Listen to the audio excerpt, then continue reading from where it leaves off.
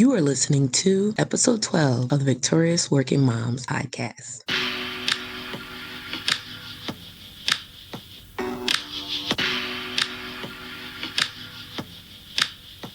Feeling burnt out, overwhelmed, alone, run down? You need Elevate Her Story. Elevate Her Story offers not only life and self-care coaching for women, but also the skills, strategy, and supportive community to feel confident, connected, and, well, victorious. Check out the Elevate Her Story Facebook page, join the Elevate Her Story community, book a discovery call today.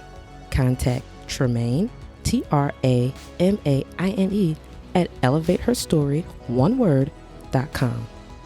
And be sure to tell a friend who needs it.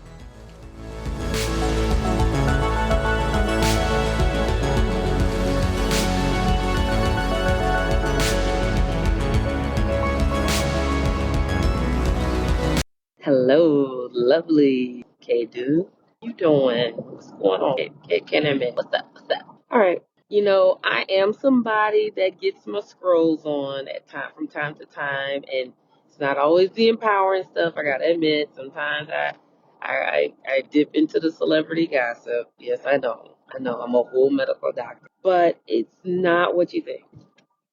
I wanted to talk about, some people that we see in social media. Some you may be familiar with, some you may not be. And, we forget that these people on television and on the blog, on social media, they're human beings just like us. So they can have up days and down days, and they can be going through, they can be traumatized, they can be stressed out. And just because they're on a television show, it doesn't mean that the emotions aren't still real or coming from a deeper. Sometimes it's acting, and a lot of times it's not. So just imagine those producers are there working behind the scenes to trigger emotions, to bring up certain things and reactions and responses to get an entertaining show for advertising. They're there to stir the pot. And a lot of times on reality TV shows like The Real Housewives and whatnot, they have them there with a large amount of alcohol. Like shows like The Bachelor, they're there with lots of alcohol because they want them to be uninhibited, to let their reaction flow, because they're trying to get material that they can use to craft a show. It's unscripted, so they need to basically cut and paste your responses and create a storyline for people that think they're just, they start off thinking it's just more documentary style, just following you around, but you got to give them something to work with, and they're going to work it. And so they use the alcohol to lower the inhibitions. They put them in situations where, they're being confronted or they have to confront somebody, be in awkward, uncomfortable situations, or, they're at a gathering and then they have to throw a wrench in it to get some drama because that's what feeds the storyline. Okay, say all that to say, we'll bring up social media, um, celebrities or entertainers that choose to use reality TV as a vehicle to grow their brand. Now, you hear about somebody going into rehab or going into being admitted for a mental health situation or a possible alleged suicide attempt, and we're like, oh, bless their heart. Oh, what could be going on? But when you see behavior that might seem erratic or seem very aggressive or um, seem very hostile or emotionally unstable or dysregulated, we're just like, they're doing too much. You don't take all that. You need to get it together.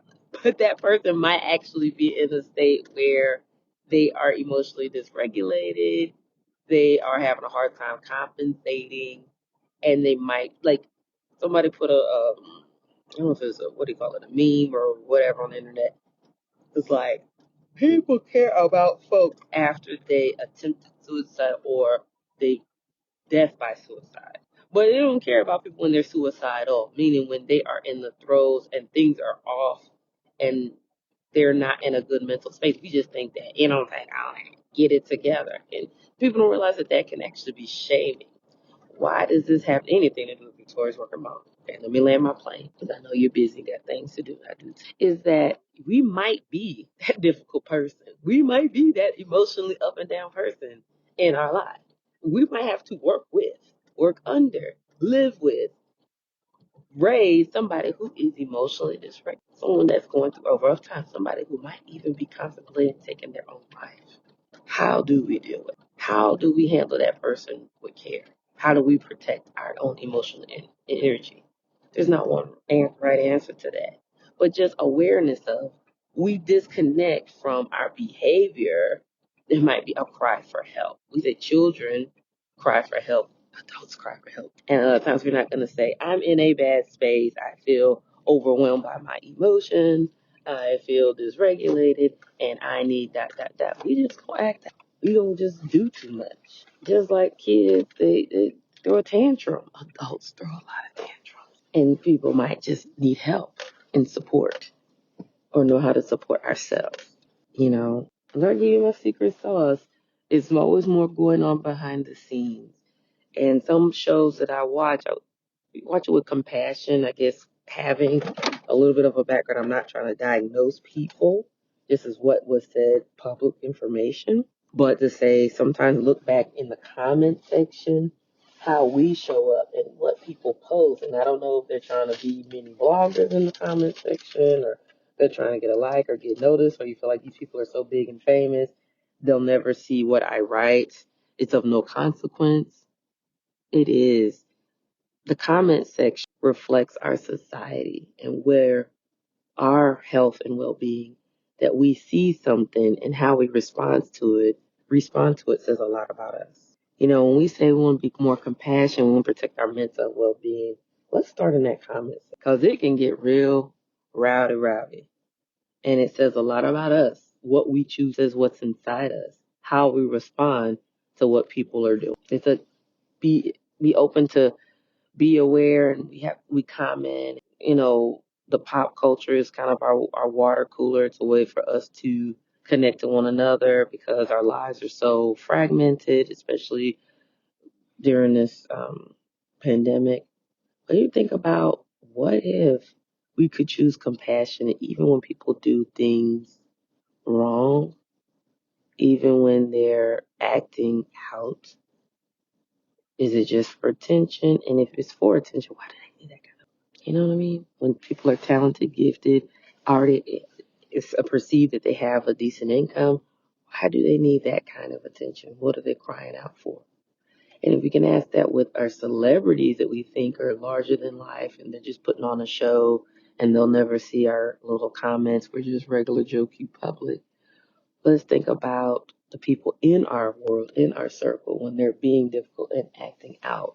What is going on? Not that you're responsible, and not we're trying to diagnose people or pathologize things, but just start getting curious.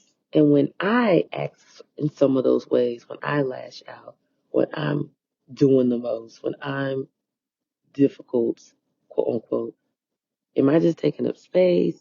Have I been hurt? Is this an old wound? What do I feel when those emotions come? What does it remind me of? All that is food for thought. All right, y'all. It was on my mind, so I said, let me say it and go on about my day. All right. Be blessed. Just keep hanging Thank in you there. for listening to this episode of the Victorious Working Mom Podcast. If you enjoyed this podcast, please subscribe, share, and leave an iTunes review. Until next time.